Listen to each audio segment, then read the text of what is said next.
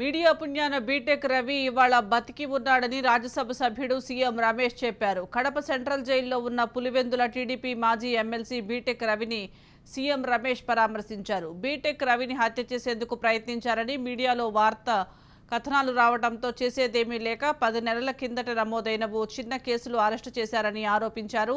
పులివెందుల నుంచి కడపకు వస్తుండగా బీటెక్ రవిని అదుపులోకి తీసుకుని అజ్ఞాతంలోకి తీసుకువెళ్లారని అన్నారు.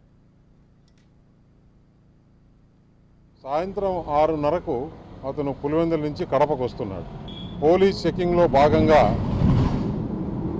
కడప దగ్గర మీరు వెహికల్ దిగండి, చెక్ చేయాలి అని చెప్పి ఆ చీకట్లో ఆయన వెహికల్ దిగిన తర్వాత పక్కనే పోలీస్ వెహికల్లోకి అతను ఎక్కించుకొని అతను వెంబడి ఉండే వాళ్ళని వేరే రూట్లో తీసుకెళ్ళి దాదాపు 3 గంటలు కడప చుట్టూ తిప్పి ఒక పాడుబడిన బంగ్లా దగ్గరికి తీసుకెళ్ళి చీకట్లో కూర్చోబెట్టి రకరకాలుగా థ్రెటన్ చేయడము, రకరకాలుగా క్వశ్చన్లు అడగడము.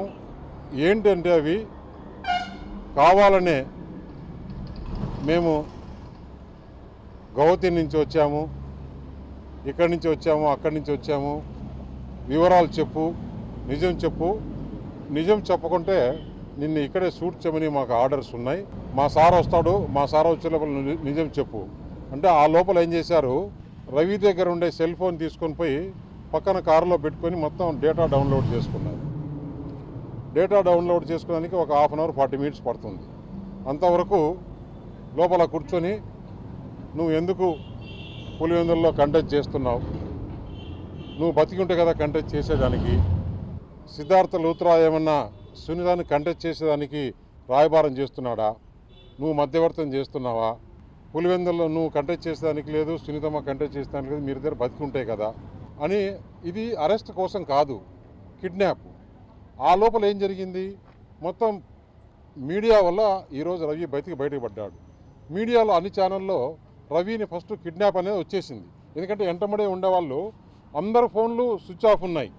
ఇప్పుడు అంతా టెక్నాలజీ మారిపోయింది కదా. ఎప్పుడైతే ఇతని ఫోన్ కానీ, ఇతని డ్రైవర్ ఫోన్ కానీ